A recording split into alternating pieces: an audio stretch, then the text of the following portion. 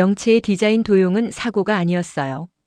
누군가가 터지게 만든 거였고 주영채는 그걸 직원들 앞에서 바로 알아차렸습니다. 행사장 한복판에서 누가 또박또박 말했어요. 이 디자인 원작자 측에서 문제 제기했습니다. 그 순간 주영채만 멈춘 게 아니에요. 진세훈 표정도 같이 굳었습니다. 방금 전까지 진세훈이 사람들 앞에서 영채 편 들어주듯 힘을 실어줬거든요.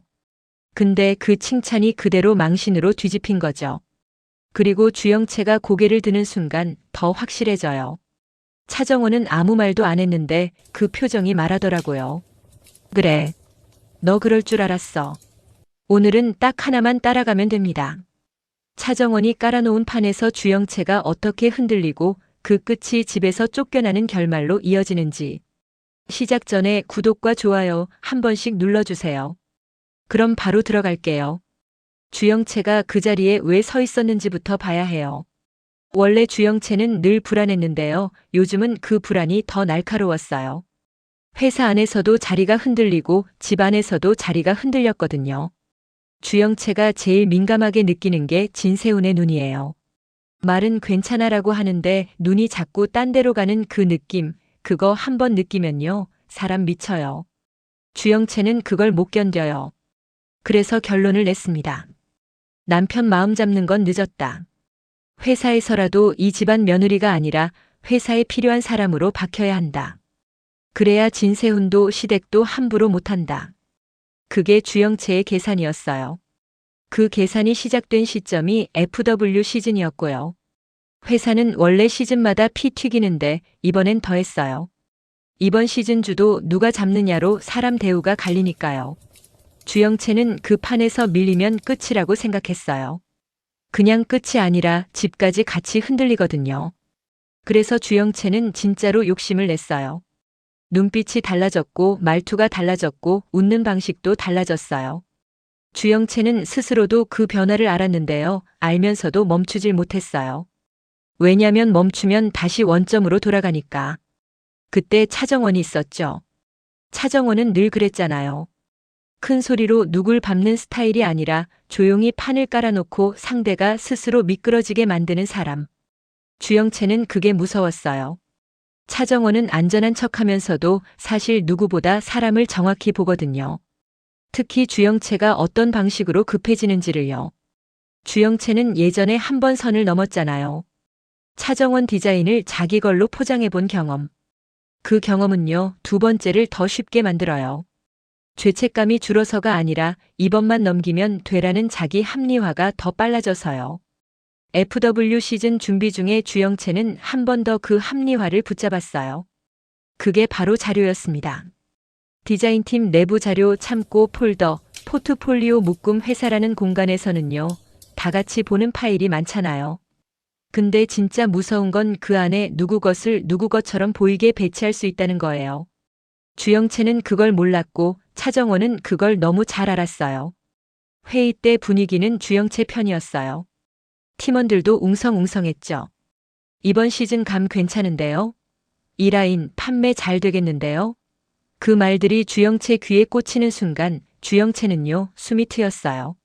사람은 그 순간 착각을 해요. 내가 실력으로 올라왔다고. 내가 인정받는다고. 근데 그게 진짜 인정인지 누가 만든 흐름인지 그 구분이 안 되거든요. 차정원은 그 회의에서 표정 하나 안 바꾸고 결정을 내려줬어요. 좋아요. 이 방향으로 가죠. 그 말은 주영채한테는 승인이었고 동시에 면죄부처럼 들렸어요. 그래서 주영채는 집에 가자마자 진세훈에게 말해요. 나 이번 시즌 내가 잡았어. 진세훈이 처음엔 덤덤했는데요. 주영채가 너무 들떠 있으니까 사람 마음이 또 흔들리잖아요. 그래, 수고했네. 그 한마디에 주영채는 확신했어요. 그래, 나 아직 이 집에서 끝난 사람 아니야. 그런데 여기서부터가 진짜 함정이에요. 주영채가 믿었던 그 디자인이요, 차정원 작품이 아니었습니다. 더 잔인하게 말하면요, 회사 사람 것도 아니었어요. 외부 신인 디자이너 작품이었어요. 요즘 업계에서 이름이 뜨는, 아직 계약도 제대로 안 했는데 트렌드 쪽에서 그 사람 감각이 진짜다 소리 나오는 그 정도 급의 신인. 이 작품은 이미 원작자가 작업 과정 파일까지 다 정리해 놓은 상태였고 심지어 공개된 적도 있었어요. 차정원은 그걸 알고 있었고요. 주영채가 건드리기만 하면 도용이라는 단어가 자동으로 폭발하도록 아주 깔끔하게 준비돼 있었던 거죠. 출시 행사 날이 왔습니다.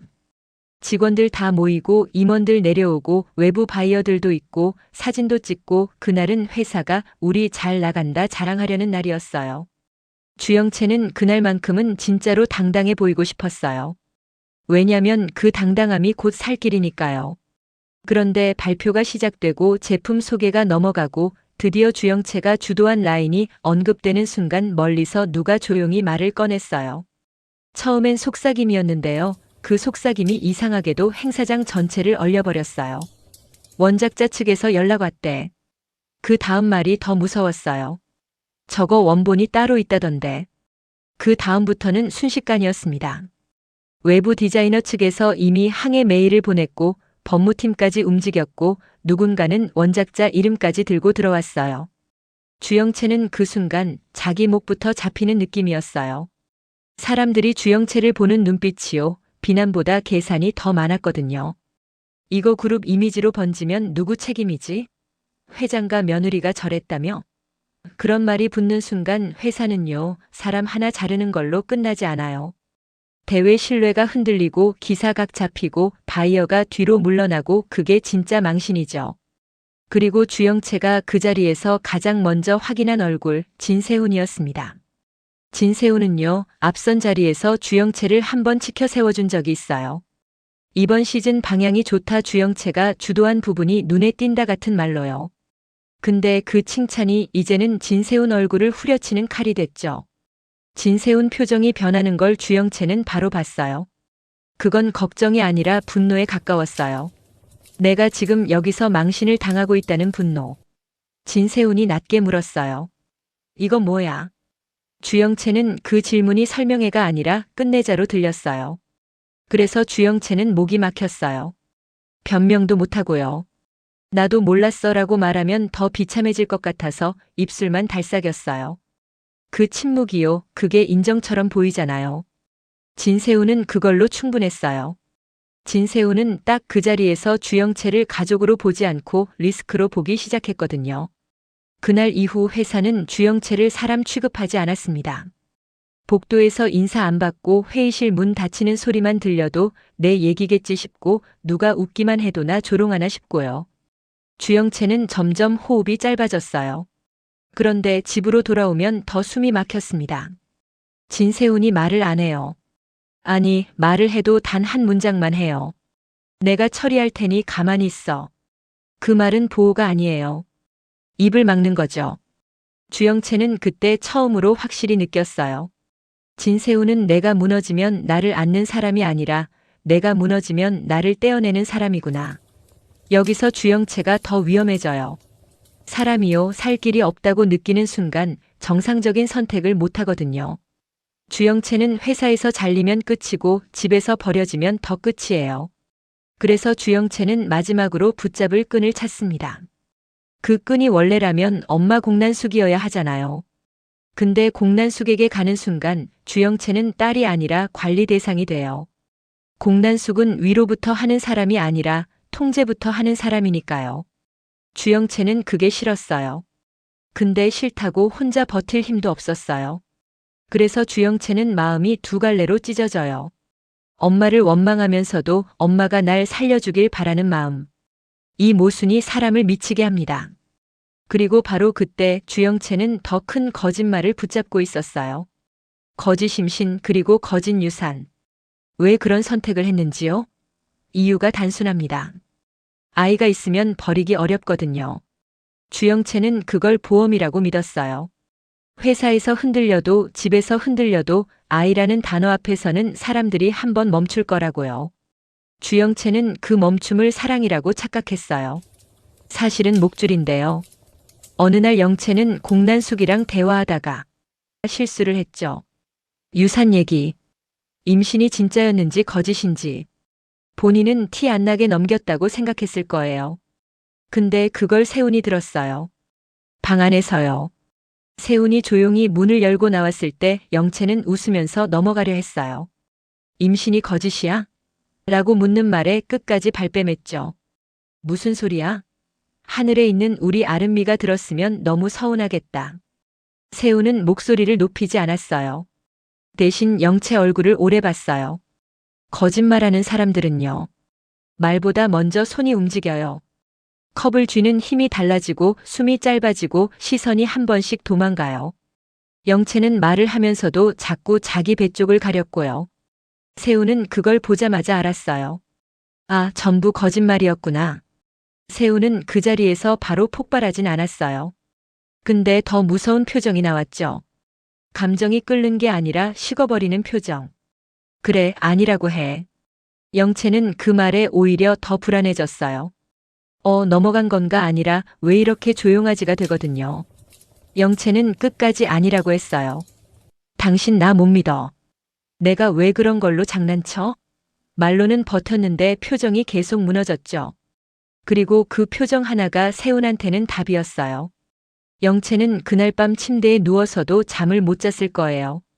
세훈이 알았을까봐 전전긍긍했겠죠. 근데 세훈은요. 이미 다음 단계로 넘어가 있었어요. 세훈 머릿속에서는 영채가 더 이상 아내가 아니었어요. 다음 날 점심 무렵 세훈은 병원에 전화를 돌렸어요. 목소리는 담담했죠.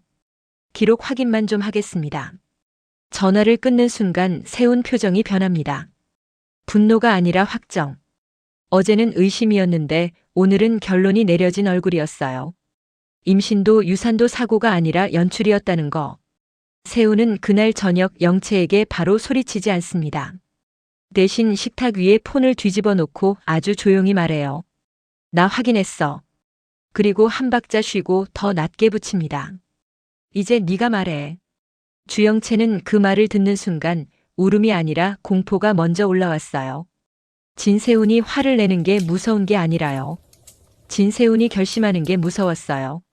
진세훈이 결심하면 이 집은 바로 움직이거든요. 주영채는 떨리는 목소리로 말해요.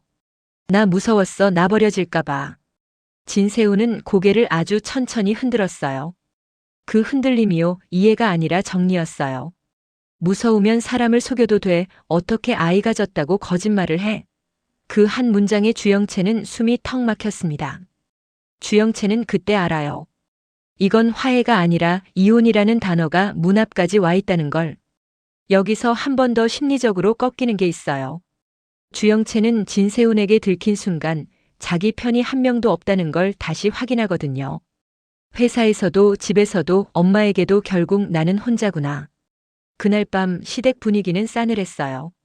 진세훈은 길게 말하지 않았고요. 거짓 임신이랑 디자인 도용이 같이 터지니까요. 진세훈 입장에선 주영채가 집 밖도 망신시키고 집 안도 흔들어버린 사람이 돼버린 거예요. 회사에서는 도용 한 방으로 신뢰가 금가고 그 여파가 결국 진세훈 이름에까지 따라붙었잖아요. 근데 집으로 들어오면 더 심해요. 거짓 임신은 단순히 거짓말이 아니라 가족을 묶어두려고 한 계산처럼 보이니까요. 진세훈은 그걸 사랑의 문제로 안 봐요. 규칙을 깨고 집안을 이용한 문제로 봐요. 그래서 진세훈 마음에는 미움이 꽉 차요. 내가 너 방패가 돼줘야 하냐가 아니라 너 때문에 내가 우스워졌다가 먼저 올라오는 거죠. 그 미움이 쌓이다가 어느 순간 딱 굳어져요. 화를 내는 것도 아니고 설득하는 것도 아니고 그냥 결론만 남는 얼굴. 그리고 그 결론이 결국 그 한마디로 나오는 거예요. 나가. 주영채는 그 단어를 듣는 순간 귀가 멍해졌어요. 지금? 이라고 묻는 목소리조차 떨렸고요. 진세훈은 반복합니다. 지금. 짧고 단단하게요. 그 말은요, 협박이 아니라 통보였어요.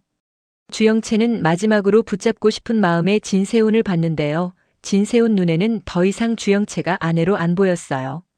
문제로만 보였죠. 그 눈빛이 주영채를 완전히 부숴버렸습니다. 주영채는 짐을 싸면서도 계속 손이 떨렸어요. 울다가 웃다가 다시 울었는데요. 웃은 이유가 더 슬퍼요. 사람이요, 너무 끝에 몰리면 이상하게 웃음이 나와요. 내가 여기까지 왔구나라는 자조. 그리고 내가 이렇게까지 했는데도 결국 버려지네라는 허무. 주영채는 문 앞에서 한 번 멈췄습니다. 진세훈에게 한마디 하고 싶었거든요. 나 너한테 진짜 필요했던 적 있어? 진세훈은 대답을 안 했어요.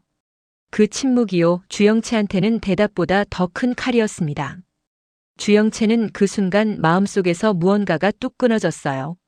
사랑이 아니라 판. 가족이 아니라 생존. 그걸 인정하는 순간 사람이 더 차가워지거든요. 주영채가 집에서 쫓겨난 건 끝이 아니었습니다. 오히려 시작이에요. 왜냐면 주영채는 지금 선택지가 없어요. 선택지가 없는 사람은 두 가지 중 하나거든요. 그냥 사라지거나 판을 엎거나.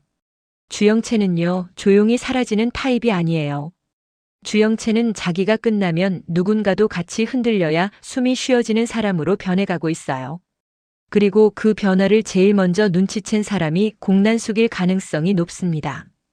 공난숙은 딸이 쫓겨났다는 말을 듣는 순간 단순히 딸이 불쌍하다로 끝나지 않아요. 공난숙은 먼저 계산하죠. 회사 리스크, 그룹 이미지, 그리고 진태석이 이 틈을 어떻게 이용할지. 그런데 공난숙은 이상하게도 요즘 주하늘에게 마음이 흔들리고 있었습니다. 예전에는 주하늘이 어떻게 되든 상관없다고 생각했는데 최근엔요, 미운 정이 아니라 이상한 정이 생겼어요. 그게 공난숙을 약하게 만들어요. 약해진 공난숙을 진태석은 절대 가만히 두지 않겠죠. 진태석은 상대가 흔들리면 위로하는 사람이 아니라 그 흔들림을 잡고 더 크게 흔드는 사람이니까요. 차정원은요, 주영채를 한번 혼내는 정도로는 끝이 안 난다는 걸 이미 알고 있었어요. 왜냐면 주영채는 죄책감 때문에 손이 빨라지는 사람이 아니라 불안해서 손이 빨라지는 사람이거든요. 불안한 사람은요, 한번 맛본 지름길로 계속 돌아와요. 그래서 차정원은 딱 그걸 노린 거예요. 또 하게 만들고 그 또를 마지막으로 만들자. 주영채의 약점이 뭔지 너무 명확했잖아요. 인정받고 싶고 빨리 올라가고 싶고 특히 진세훈 앞에서 나도 쓸모 있다는 걸 증명하고 싶어 해요. 그러니까 차정원은 훔치게 만드는 판을 깔아놓습니다. 그냥 함정을 파는 게 아니라 주영채가 스스로 걸어 들어올 수밖에 없는 구조로요. 여기서 중요한 건 차정원이 일부러 내 디자인을 미끼로 안 걸었다는 거예요. 자기 걸 걸면 주영채가 끝까지 이렇게 우길 수 있거든요. 차정원 팀장님이랑 나랑 감정 싸움이잖아요. 예전부터 나 싫어했잖아요. 이런 식으로요. 그러면 싸움이 개인 감정으로 내려앉아 버립니다. 그래서 차정원은 더 잔인하게, 더 정확하게 갑니다. 외부 신인 유명 디자이너 쪽으로요. 그렇게 되면 주영채는 변명할 길이 뚝 끊겨요. 이건 사내 권력 다툼이 아니라 회사 바깥에서 바로 도용으로 박히니까요. 소송이니 기사니 브랜드 신뢰니 판이 커지는 순간 주영채는 사과하면 끝이 아니라 정리해야 되는 리스크가 돼버려요. 그리고 차정원이 진짜로 노린 건 주영채 하나만이 아니에요. 주영채가 터지면 그 여파는 자동으로 진세훈한테 붙습니다. 며느리가 또 사고 쳤다가 아니라 그 집안 관리가 저 모양이다로 번지거든요. 진세훈이 제일 싫어하는 모양새죠. 회사에서 난처해지고 집에서도 말이 나오고 결국 감싸면 같이 망신이 되는 순간이 와요. 차정원은 그걸 알았던 거예요. 그래서 차정원은 주영채를 망신 주려고만 판을 깐 게 아니고요. 주영채를 통해서 진세훈의 손발을 묶고 주영채가 기대고 있던 보호막을 찢어버리려고 한 겁니다. 주영채가 늘 믿던 게 뭐였냐면 결국 집안이 덮어주겠지 이거였잖아요. 차정원은 그 믿음을 깨트리려는 거예요. 덮어줄 수 없게, 덮으면 더 손해보게. 그래서 그 한마디가 나오는 거죠. 너 또 그럴 줄 알았어. 비웃는 말 같지만 사실은 판정이에요. 난 너를 믿었다가 아니라 난 너의 버릇을 계산했다. 너 또 훔칠 줄 알았어 라는 말. 주영채가 끝까지 억울한 피해자인 척할 수 없게 만드는 차정원이 준비한 마지막 문장인 거예요. 주영채가 집을 나온 그 밤 주영채 휴대폰에 메시지가 하나 뜹니다. 위로가 아니라요. 너 지금 어디야? 라는 아주 짧은 문장. 발신자가 누군지는 아직 안 보여요. 그런데 주영채는 그 메시지를 보는 순간 울음을 멈춥니다. 왜냐면 주영채는 이제 알아요.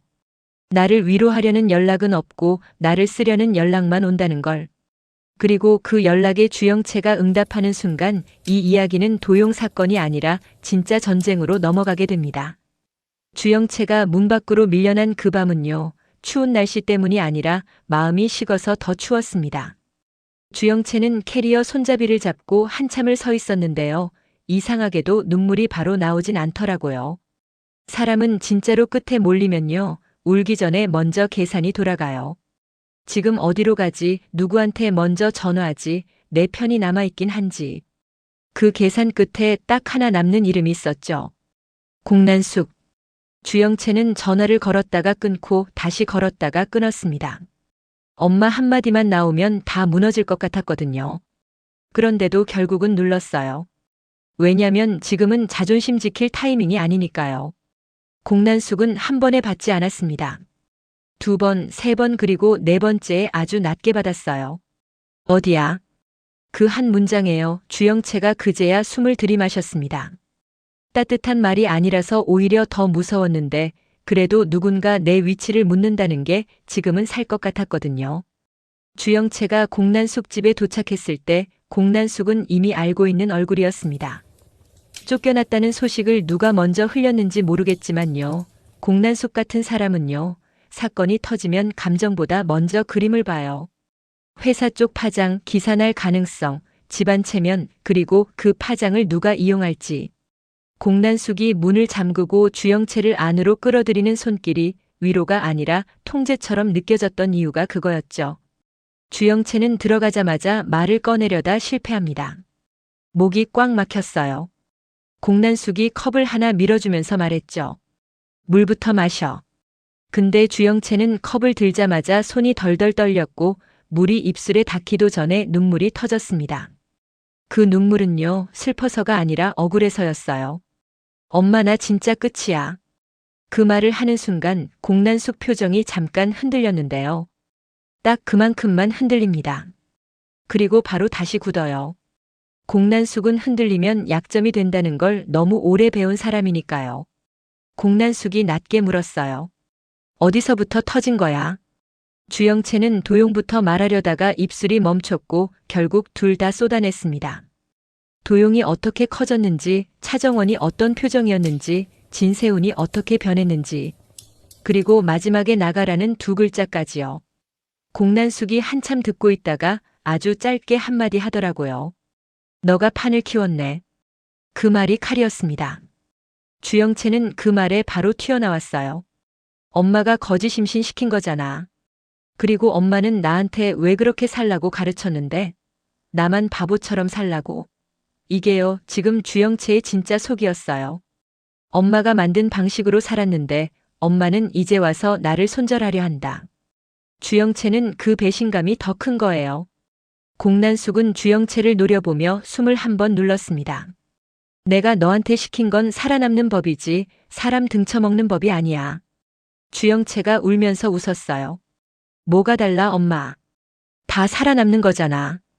그 말이 나오는 순간 공난숙이 주영채를 한 번 탁 쳐요. 세게 때린 게 아니라요. 정신 차려 하는 힘이었습니다. 근데 그게 더 아프죠.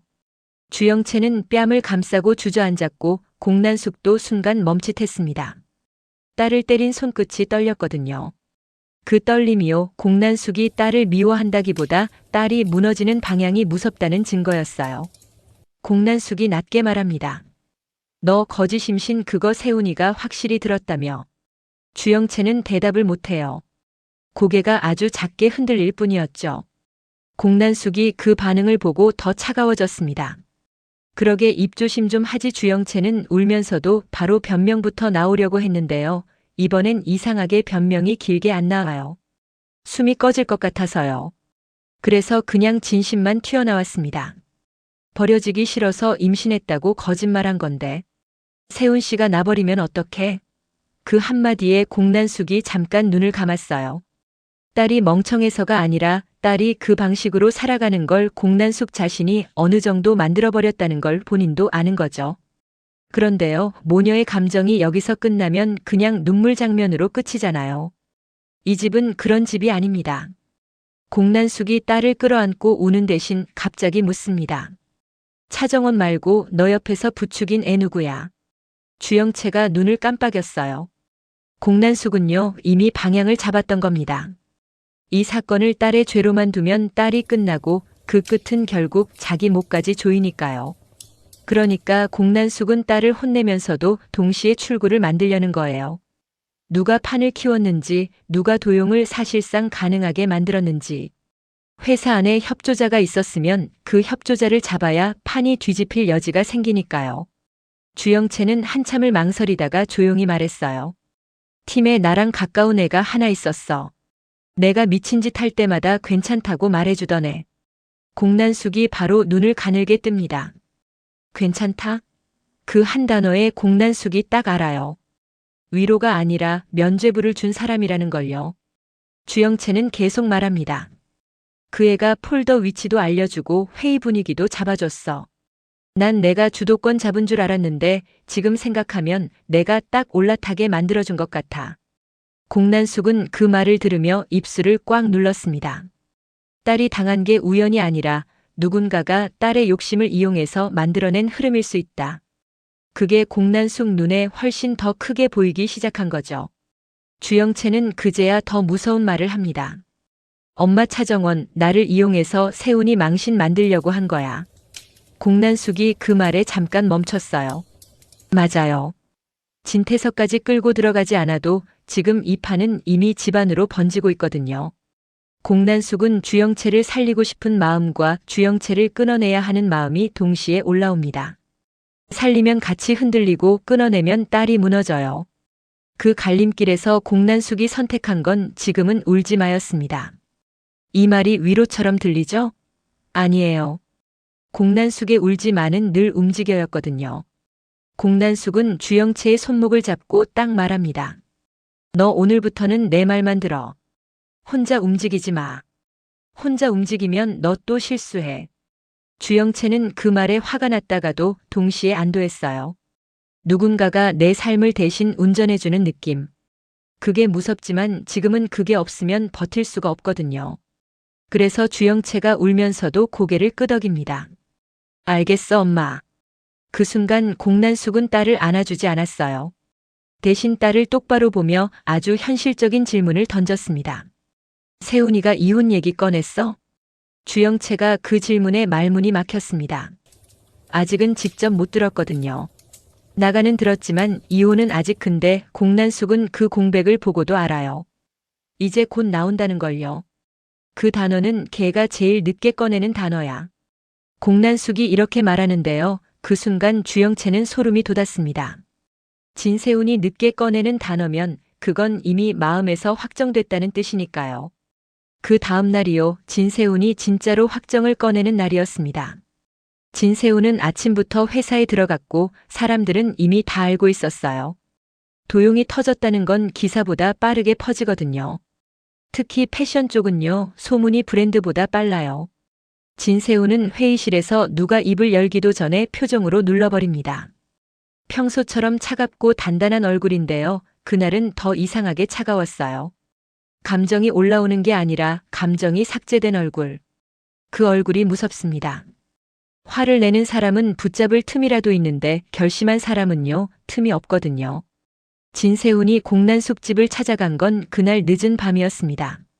그때 집안 공기요? 말 그대로 얼어붙어 있었어요. 진세훈은 자리에 앉지도 않았어요. 공난숙과 주영채는 거실 소파에 앉아 있었어요. 공난숙이 진세훈을 향해 말부터 꺼내려는 순간 진세훈이 손바닥을 들어 막습니다. 장모님, 오늘은 변명 듣는 자리 아니에요. 공난숙이 딱 굳어요. 공난숙 같은 사람이 제일 싫어하는 게 자기 말할 순서를 뺏기는 거거든요. 근데 진세훈은 오늘 공난숙까지 같이 눌러야 한다는 걸 알고 있어요. 여기서 공난숙에게 말권을 주면 이건 협상이 되고 협상이 되면 주영채가 다시 숨을 쉬게 되니까요. 진세훈이 주영채를 봅니다. 너 거짓 임신 맞지? 주영채가 입을 열자마자 공기가 더 무거워졌어요. 아니 그게 그 순간 진세훈이 딱 끊습니다. 맞지? 질문이 아니라 확정이죠. 주영채는 그 앞에서 도망칠 길이 없었어요. 그래서 결국 고개를 숙입니다. 맞아. 그 한 글자예요. 공난숙이 딸의 팔을 꽉 잡았어요. 딸이 무너지는 걸 붙잡고 싶어서가 아니라 딸이 또 말을 더했다간 더 깊은 구덩이를 팔까 봐요. 공난숙은 딸을 살리려면 지금은 말을 줄여야 한다는 걸 압니다. 진세훈은 거기서 끝내지 않아요. 너는 회사에서 도용으로 사람들 다 앞에서 내 얼굴을 구겼고 집에서는 아이로 나를 속여왔어. 이 말이요, 주영채 가슴을 확 찢어놓습니다. 주영채는 사랑받고 싶어서라고 말하고 싶은데 진세훈 귀에는 그게 계산으로만 들린다는 걸 이제 알아요. 그래서 주영채는 울면서도 말을 못해요. 설명하면 할수록 더 더러워질 것 같아서요. 공난숙이 여기서 끼어듭니다. 진서방, 자네도 알잖니? 영채가 그렇게까지 한 이유가 자네를 너무 사랑해서야. 그리고 도용거는. 그런데 진세훈이 그 말을 아주 조용히 잘라요. 장모님, 저도 아는 게 있어요. 공난숙 표정이 살짝 흔들립니다. 진세훈이 이어서 말하거든요. 도용판 차정원이 깔아놓은 거 알아요. 근데요, 그 판에 올라간 건 영채가 선택했어요. 이 말이 정확히 공난숙 심장을 찌릅니다. 누가 함정을 팠냐보다 누가 발을 올렸냐가 중요해지는 순간 공난숙도 딸도 동시에 무너질 수밖에 없거든요. 진세훈은 마지막으로 주영채에게 한 문장을 던집니다. 나 너한테 이렇게까지 당해야 돼? 여기서 목소리를 높이지 않아요. 오히려 더 낮아요. 그 낮은 목소리가요, 사랑의 상처가 아니라 규칙의 선고처럼 들립니다. 그리고 바로 그 다음에 진세훈이 입 밖으로 꺼냅니다. 이혼하자. 주영채는 그 단어를 듣는 순간 손끝이 먼저 얼어붙었어요. 진세훈이 나가라고 했을 때도 충격이었지만요, 이혼은 다릅니다. 그건 집에서 쫓겨나는 게 아니라 이 집안 사람이라는 자격 자체가 삭제되는 거잖아요. 주영채는 울면서 앞으로 한 발 나왔어요. 세훈 씨, 나 진짜 몰라서 그랬어. 나 무서워서. 그 말이 끝나기도 전에 진세훈이 고개를 아주 천천히 젓습니다. 무서우면 더 솔직했어야지. 그리고 한 박자 쉬고 덧붙여요. 넌 솔직한 게 아니라 나를 이용했어. 공난숙은 그 순간 딸보다 먼저 분노가 올라왔습니다. 딸이 잘못한 건 맞는데 이혼을 너무 쉽게 꺼내는 이 집안 방식이요, 공난숙이 가장 증오하는 방식이거든요. 사람을 버려서 문제를 정리하는 방식. 공난숙이 이를 악물고 말합니다. 진서방, 자네 지금 이혼 꺼내면 회사 쪽도 더 시끄러워져. 공난숙은 마지막까지 감정이 아니라 효율로 잡으려는 사람이니까요. 하지만 진세훈은 오늘 효율로 움직이지 않았어요. 아니요, 진세훈 방식의 효율은 하나뿐입니다. 리스크를 분리하는 것.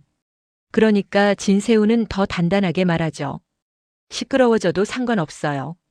전 이제 영채랑 묶이는 게 더 손해예요. 이 한 문장에 주영채가 완전히 무너집니다. 사랑이 식은 것도 아니고요, 미움이 폭발한 것도 아니에요. 손해라는 단어 하나로 사람이 사람에서 물건이 되어버리는 순간이 있잖아요. 주영채는 그 순간 자기 몸에서 힘이 빠졌고 바닥에 주저앉았어요. 공난숙이 딸을 일으키려다 멈칫합니다. 지금 딸을 안아주면 딸은 더 약해지고 더 약해지면 또 실수할 거라는 걸 공난숙은 알아요.